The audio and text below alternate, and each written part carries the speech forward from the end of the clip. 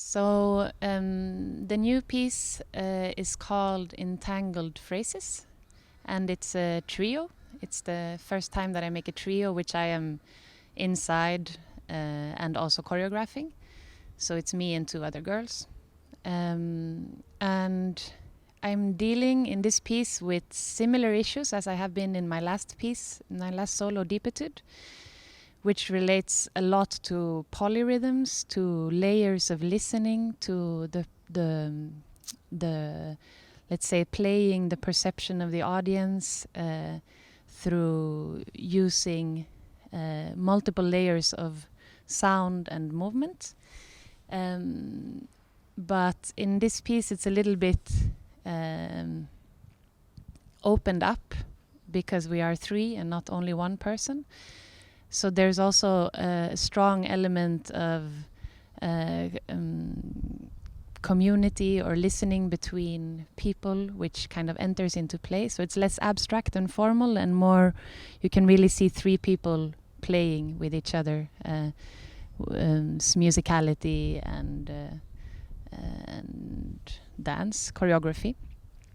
Entangled Phrases is chosen as a title because I like very much the idea of entanglement, where things are somehow intertwined, knotted, woven together.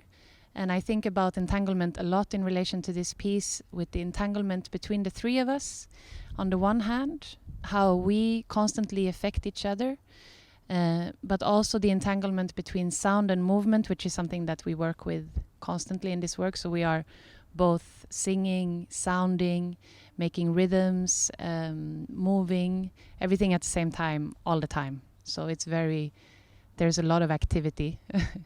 And so entanglement has a lot to do with this this constant weaving together of our sounds and our movements between the three of us. And then phrases is a word that I like very much for phrases or phrasing, actually. I started thinking about a lot because it's a word that counts both that we use both in language and in dance and in music. And I feel like my work is always working on these three layers at the same time. There's always an element of language, there's always an element of music, very strong, and of dance. And phrasing is very present in all of them and has a lot to do with rhythm. So the entangled phrases have to do with how we are, our rhythms get entangled, get knotted, get connected. So that is to say something about the title and about that we are three.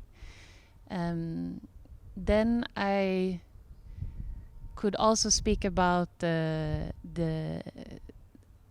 kind of main practice that I would say that we are busy with in this piece is listening. But it's an extended kind of listening. It's a listening that's not only listening to what is heard, it's also a listening to what is not heard.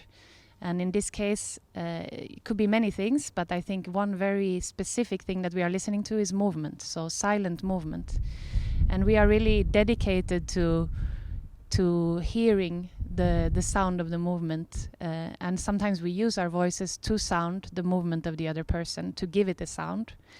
And sometimes it's more trying to create a space where the audience and we have that way of relating to a moving body, which is a musical way, through understanding it as music, and not as a metaphor, but as something quite concretely musical. So I think this is the one of the anchors of this piece is listening.